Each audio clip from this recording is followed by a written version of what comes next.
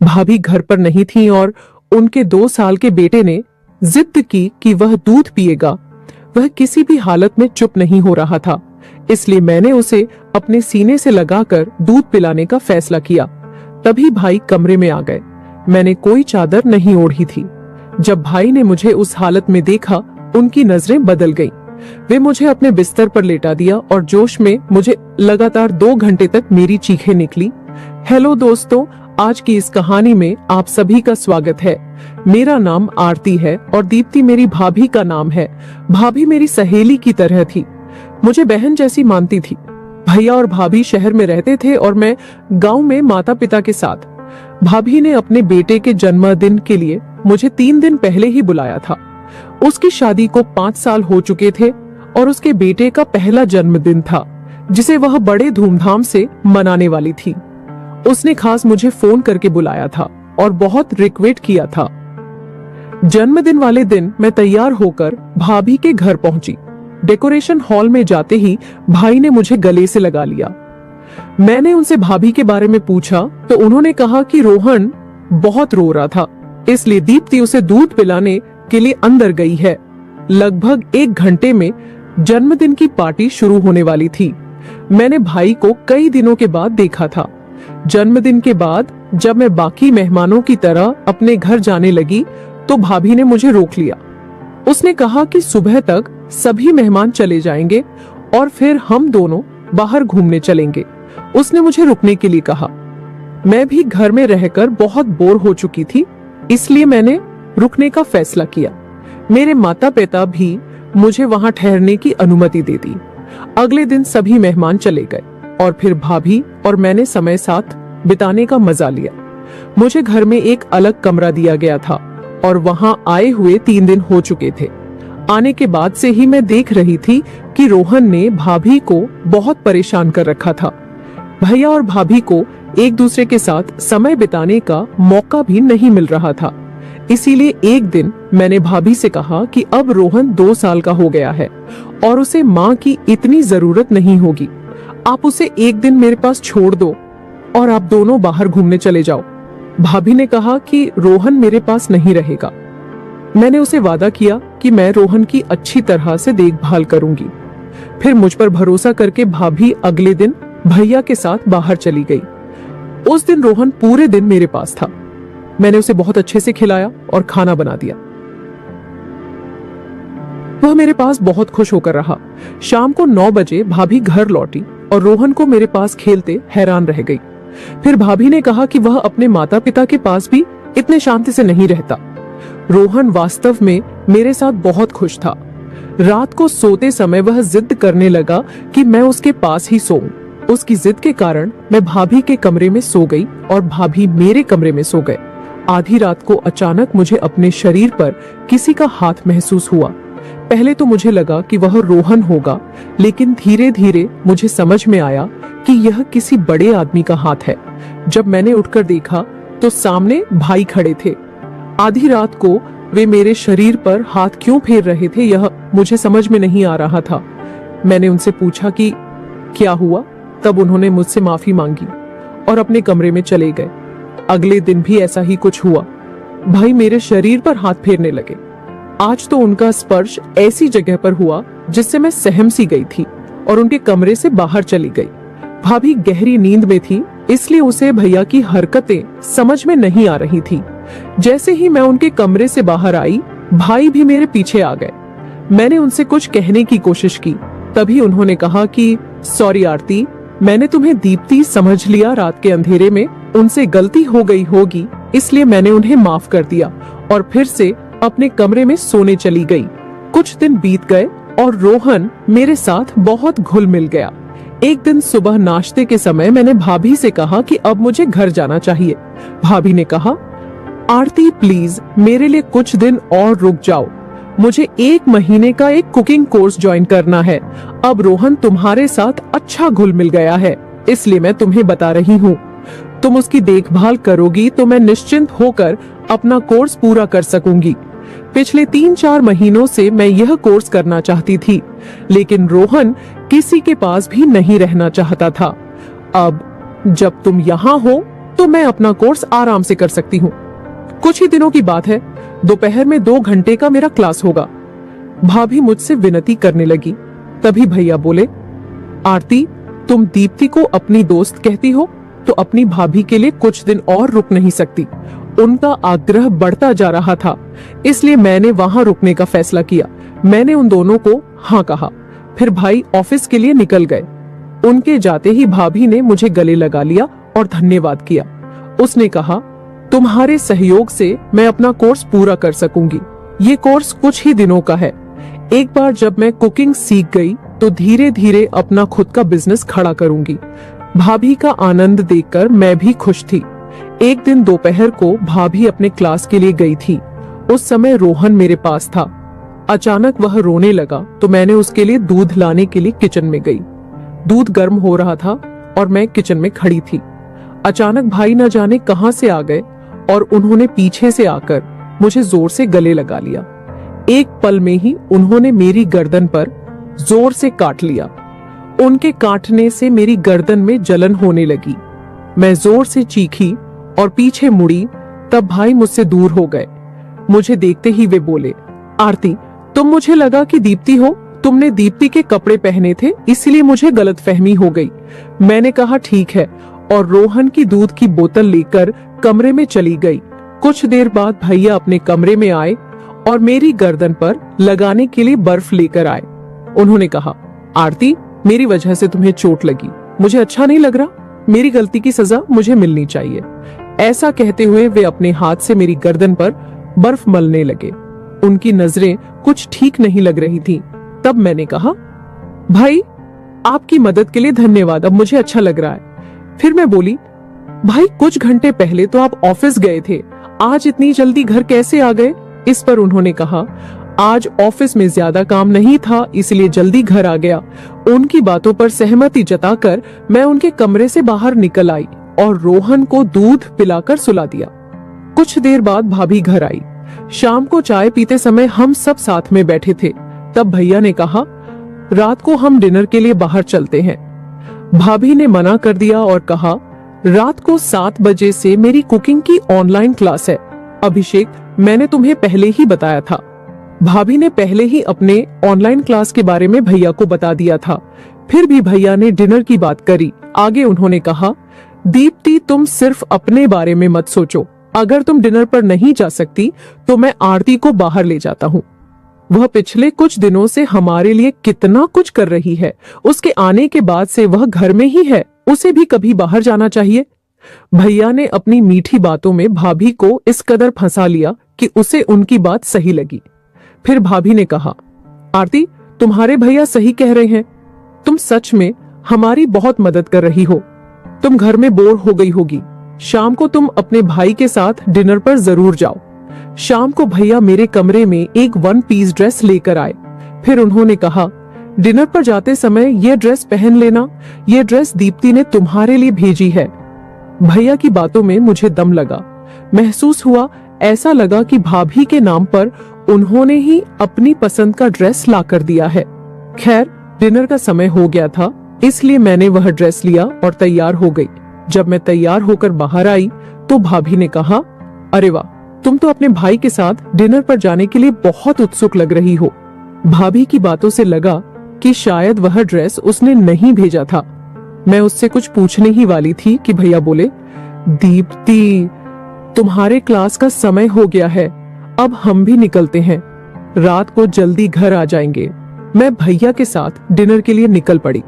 भैया मुझे जिस होटल में ले गए थे, वहां मुझे परिवार के लोग कम और जोड़े ज्यादा दिख रहे थे। वहां का माहौल बहुत ही रोमांटिक था, लेकिन मैं अपने प्रेमी के साथ नहीं, बल्कि अपने भाई के साथ डिनर पर आई थी। खैर, माहौल चाहे जैसा भी हो, मुझे क्या, ये सोचकर मैं आगे बढ़ी। भाई ने मेरे गले में हाथ डालकर होटल में प्रवेश किया। डिनर करते समय भी वे बार बार मेरे खुली टांगों पर हाथ रख रहे थे। मैं जितनी बार उनसे दूर सरकती, वे उतनी बार मेरे पास आ जाते थे। जल्दी से जल्दी डिनर खत्म करके हम घर पहुंचे। फिर रात को भाभी के कमरे में सोने के लिए मैंने मना कर दिया। उस रात मुझे ऐसा लगा कि मेरी वजह से भाभी और भैया को एक दूसरे के साथ समय बिताने का मौका नहीं मिल रहा। रात को मैंने भाभी के सामने भैया से कहा, आज आप अपने कमरे में सो जाइए, मेरी वजह से आप दोनों के बीच दूरी नहीं होनी चाहिए। इस पर भैया ने कहा, हमें साथ सोने की कोई जरूरत नहीं है। इतना कहकर वे दूसरे कमरे में चले गए। भैया का व्यवहार और बातें यह बता रही थीं कि उन्हें अपनी पत्नी में कोई दिलचस्पी नहीं है। भैया के जाने के बाद मैं भाभी के कमरे में गई। भाभी का चेहरा उदास दिख रहा था। मैंने उससे पूछा, भाभी क्या तुम्हारे और भैया के बीच सब कुछ ठीक है? भैया तुम्हें पहले जैसा प्यार करते हैं ना? इस पर भाभी ने कहा, हाँ सब ठीक है। डिलीवरी के बाद से मेरी सेहत काफी बिगड़ गई है और वजन भी बढ़ गया है। तभी से तुम्हारे भैया मुझसे थोड़ा दूर रहने लगे हैं, लेकिन मैं जल्दी ही अपने लिए और उनके लिए भी दुबली हो जाऊंगी। फिर उसने मुझसे पूछा, तुम अब तक शादी क्यों नहीं की? तुम्हारी उम्र अब 25 साल हो गई है, अब तुम्हें शादी कर लेनी चाहिए। इस पर मैंने कहा, मुझे मंगल दोष है। माता पिता कहते हैं कि मंगल दोष वाली लड़की की शादी मंगल दोष वाले लड़के से ही होनी चाहिए। मैं 25 साल की हो गई हूँ, लेकिन अभी तक मुझे मेरा परफेक्ट जीवन साथी नहीं मिला है, इसीलिए मैं अभी तक सिंगल हूँ। फिर भाभी ने कहा, तुम्हारी तरह खूबसूरत और सुडौल शरीर वाली लड़की पर किसी भी आदमी की बुरी नजर पड़ सकती है। तुम पुरुषों से थोड़ा संभल कर रहना। बातों बातों में हम सो गए। अगले दिन भाभी अपने क्लास के लिए गई। उस समय रोहन मेरे साथ खेल रहा था। खेलते खेलते वह सो गया और मैं भी उसके पास सो गई। कुछ समय बाद रोहन नींद में रोने लगा और मुझे अपनी माँ समझने लगा। रोहन रो रहा था। तभी मैंने भाभी को कॉल लगाई, लेकिन वह कुकिंग क्लास में थी, इसलिए फोन नहीं उठा सकी। आज रोहन मुझे अपनी माँ समझ रहा था। उसे चुप कराने के लिए मैंने उसे दूध की बोतल दी, लेकिन वह दूध पीने को तैयार नहीं था। काफी समय गुजर गया, लेकिन उसका रोना बंद नहीं हुआ। आखिरकार मैंने उसे अपनी गोद में लिया और उसे दिलासा दिया। मैंने उसे अपनी छाती से लगाया ताकि उसे माँ की तरह महसूस हो। भाभी को घर आने में 2 घंटे थे और मुझे रोहन को इतने समय तक रोता हुआ ठीक नहीं लगा, इसलिए मैंने कुछ समय के लिए रोहन की माँ की भूमिका निभाने का नाटक किया। मैंने उसे अपनी छाती से लगाया और उसे दिलासा दिया और कुछ समय बाद मैं भी सो गई। अचानक मेरी नींद खुली तो मैंने देखा कि भैया मेरे सामने खड़े थे। वे कमरे में कब आए और मुझे कब से देख रहे थे मुझे नहीं पता। भैया की नजर मुझे ठीक नहीं लगी। रोहन को शांत करने के लिए मैंने उसे अपनी छाती से लगाया था, लेकिन बाद में मैं अपने कपड़े ठीक करना भूल गई थी और वैसे ही सो गई थी। भाई मुझे उस हालत में देख रहे थे और उनकी नजरें लाल हो रही थी। फिर मैंने जल्दी से अपने कपड़े ठीक किए। तब भाई ने मेरा हाथ पकड़ा और उन्होंने मुझे बिस्तर की ओर खींचा। मैं बहुत डर गई थी, पर भैया के साथ मेरा हमेशा से एक अलग संबंध था। फिर भैया ने कुछ ऐसा किया जिससे मैं शांत हो गई। थोड़ी देर बाद रोहन नींद से जाग गया। हम उसे खिलाते हुए हॉल में बैठे थे। तभी भाभी क्लास से वापस आई। उसने हमें अलग नजरों से देखा और तुरंत रोहन को हमारे बीच से उठा लिया। रात को किचन में खाना बनाते समय भाभी का व्यवहार थोड़ा अलग लगा। उसने कहा, आजकल तुम रोहन को अपने से ज्यादा जोड़ने लगी हो। उसके पिता को भी अपने से जोड़ने की कोशिश मत करो। भाभी 1 माह से पहले एक पत्नी थी और उसे अपने पति की चिंता हो रही थी। मैंने उसके कंधे पर हाथ रखकर कहा, आप बिल्कुल भी चिंता मत करो, ना तो आपका पति बुरा है और ना ही आपकी सहेली। इसके बाद भी भाभी मेरे साथ थोड़ा अजीब व्यवहार कर रही थी। खाना खाते समय भाभी ने कहा कि आज उसकी क्लास का आखिरी दिन है और जब उसकी क्लास खत्म हो जाएगी तो मुझे अपने घर जाना होगा। भाभी की बात सुनकर भैया का चेहरा पीला पड़ गया। मैं भी घर नहीं जाना चाहती थी क्योंकि भैया और मेरा रिश्ता अलग होने लगा था। मुझे यकीन था कि भैया कोई ना कोई रास्ता निकाल ही लेंगे, क्योंकि वे मुझसे इतने आकर्षित हो गए थे कि मुझे जल्दी से जाने नहीं देंगे। उस रात सोने से पहले भाभी ने मुझे ताना मारा, आरती याद रखना कि तुम्हारे भैया शादीशुदा हैं और उन्हें कोई दोष नहीं है। मुझे इसकी परवाह नहीं थी कि उसने क्या कहा। अगले दिन भाभी 9 बजे अपनी क्लास के लिए निकली क्योंकि आज उसका आखिरी दिन था। भैया भी रोज की तरह समय पर ऑफिस के लिए निकले, लेकिन जैसे ही भाभी घर से निकली भैया घर आए और उन्होंने मुझे पानी का गिलास लेकर अपने कमरे में बुलाया। पानी का गिलास लेकर मैं भाई के कमरे में गई। जैसे ही मैं उन्हें पानी का गिलास देने के लिए हाथ बढ़ाई, उन्होंने मेरा हाथ पकड़ लिया। फिर भाई बोले, आरती, तुम मुझे और कितना इंतजार कराओगी? मैं तुम्हें पहले ही कई बार इशारे कर चुका हूँ। भले ही तुम इतने लंबे समय से मेरे सामने हो, लेकिन मैं तुम्हारे साथ उतना समय नहीं बिता सका जितना मैं चाहता हूँ। कल तुम्हें उस हालत में देखकर मेरी आंखें चमक उठी थीं। दीप्ति आज पूरे दिन घर पर नहीं है। हमारे पास आज पूरा दिन है एक दूसरे के साथ समय बिताने के लिए। मैंने भी भैया की बात मान ली, लेकिन उनसे एक सवाल पूछा। मुझे नहीं लगता कि आप शादीशुदा होते हुए भी मेरे करीब आ रहे हैं। अगर इसके वजह से आपका रिश्ता टूट गया तो भाभी को बुरा लगेगा। फिर आप उसे क्या जवाब देंगे? भैया बोले, आरती, तुम कुछ ज्यादा ही सोच रही हो। दीप्ति सिर्फ मेरी पत्नी है। मैं अब उससे प्यार नहीं करता। मैं उसे कुकिंग क्लास करने दे रहा हूं क्योंकि मेरी नौकरी छूट गई है, ताकि वह कुछ पैसे कमाकर मेरी मदद कर सके। नहीं तो मुझे उससे कोई खुशी नहीं मिलती। अगर तुम्हें कोई आपत्ति नहीं हो तो हम शादी कर सकते हैं। रोहन तुम्हें अपनी मम्मा मानता है। फिर भैया ने मुस्कुराते हुए मुझे अपनी बाहों में ले लिया। मैं भी प्यार से उनकी बाहों में चली गई। भाई ने मेरा दुपट्टा फेंक दिया और मेरे सीने को दबाने लगे। तभी हमारे कमरे का दरवाजा खुला और भाभी हमारे सामने खड़ी थी। वह मुझे भैया की बाहों में देखकर चौंक गई। जैसे ही मेरी नजर भाभी पर पड़ी, मैंने भैया को धक्का देकर अपने से दूर कर दिया और भाभी के पास आकर खड़ी हो गई। भैया ने भाभी से कहा, दीप्ति, तुम आरती को उसके घर भेज दो। जब मैं अपनी फाइल लेने के लिए घर आया तो आरती ने मौका पाकर मुझे गले लगा लिया। भैया मेरे बारे में बुरी बातें फैला रहे थे। उन्होंने भाभी को बताया कि मैं उनके साथ संबंध बनाना चाहती थी। इसके बाद भाभी मुझे गुस्से से देखने लगी। फिर भाभी ने मुड़कर भैया को जोरदार थप्पड़ मारा और बोली, मैंने सब सुन लिया है नीच आदमी। जब से आरती पानी का गिलास लेकर इस कमरे में आई थी, तब से मैं फोन पर सब सुन रही हूँ। कल रात आरती ने मुझे तुम्हारी सच्चाई बता दी थी। मैंने अनजाने में आरती पर आरोप लगाए, लेकिन अब सब जान चुकी हूँ कि तुम आरती को यहाँ रुकने के लिए क्यों जोर दे रहे थे। कल रात उसने तुम्हारे असली रूप को सामने लाने के लिए तुम्हारे साथ नाटक किया था। तुमने उसके साथ जबरदस्ती करने की कोशिश की। मैं समझ गई हूँ कि तुमने ऑफिस में भी किसी महिला कर्मचारी के साथ छेड़छाड़ की होगी, इसलिए तुम्हारी नौकरी चली गई। अब समझ में आया कि तुम हर महीनों में नौकरी क्यों बदलते रहते हो। पिछले 5 सालों से तुम मुझे बेवकूफ बना रहे हो। मैं घर का सारा सामान संभाल कर रखती थी और तुम बाहर लड़कियों पर पैसे उड़ाते रहे। आरती ने मुझे वह अतरंग संदेश भी दिखाए जो तुमने उसे भेजे थे। मैं भाभी के सामने भैया का असली रूप लाना चाहती थी और अब वह सामने आ चुका था। भैया ने मुझसे गलत संबंध बनाने के लिए बार बार मनाने की कोशिश की, लेकिन मैं भाभी को जोखिम में नहीं डाल सकती थी। पिछले कुछ दिनों से भाभी को मुझ पर और भैया पर शक हो गया था, इसलिए वह मुझे चिढ़ा रही थी। आखिरकार कल रात मैंने उसे सच बता दिया कि कैसे उसका पति मेरा पीछा कर रहा है। इसके बाद भाभी ने अपने पति से अलग होने का फैसला कर लिया। मुझे लगा कि मेरी वजह से उसकी जिंदगी टूट गई और यही मैंने उससे कहा था। तब भाभी ने मुझसे कहा कि आरती, तुमने मेरी जिंदगी नहीं तोड़ी है, बल्कि तुमने मुझे बहुत हिम्मत दी है।